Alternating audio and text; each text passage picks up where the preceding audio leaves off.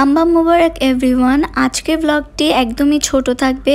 আমি ঈদের দিন কি করেছি সেটা আপনাদের সাথে শেয়ার করব।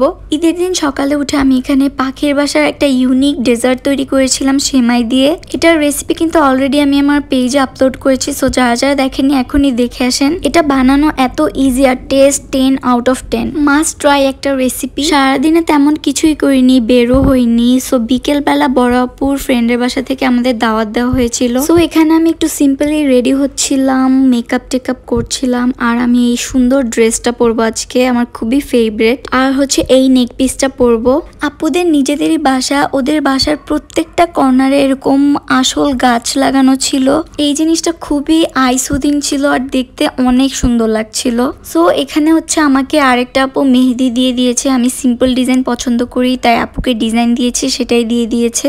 ওরাও মেহেদি দিচ্ছিল আর এখানে পিচ্চিগুলো লুডো খেলছিল।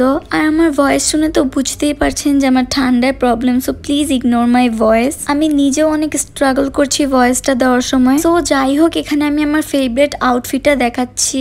আমি ঈদের দিন এই ড্রেসটাই পরেছিলাম আর এই ড্রেসটা আমার খুব পছন্দ। কমেন্ট করে জানাতে কিন্তু ভুলবেন না আমাকে এই ড্রেসে কেমন লাগছে। সো এরপরে আপু যে স্ন্যাক্সগুলো রেডি করেছিল আমাদের জন্য, আমাদের ডাইনিং রুমে ডাকছিল।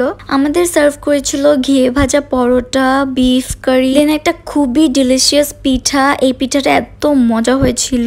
অ্যান্ড দিয়েছিল কোক, দেন হচ্ছে সেমাই। আর সেমাইটা একদম পারফেক্ট হয়েছিল, একদম পারফেক্ট মিষ্টি ছিল। প্রত্যেকটা খাবারই খুবই ডিলিশিয়াস ছিল, একদম টপ নচ ছিল।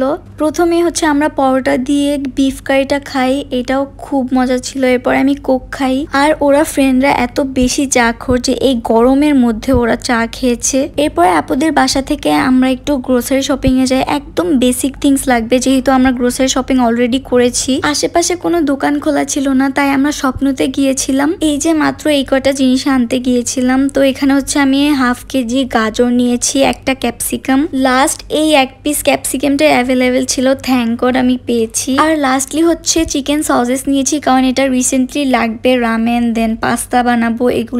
এগুলোতে চিকেন সসেস ছাড়া তো একদমই ভালো লাগে না। সো ফাইনালি বাসায় এসে আমি এখানে মেকআপ রিমুভ করছিলাম। Thanks for watching. আজকের ব্লগটি এই পর্যন্তই। Please like, comment, share and do follow my page. Don't forget to follow me on TikTok for more updates. See you in next video. Till then, Allah Hafiz.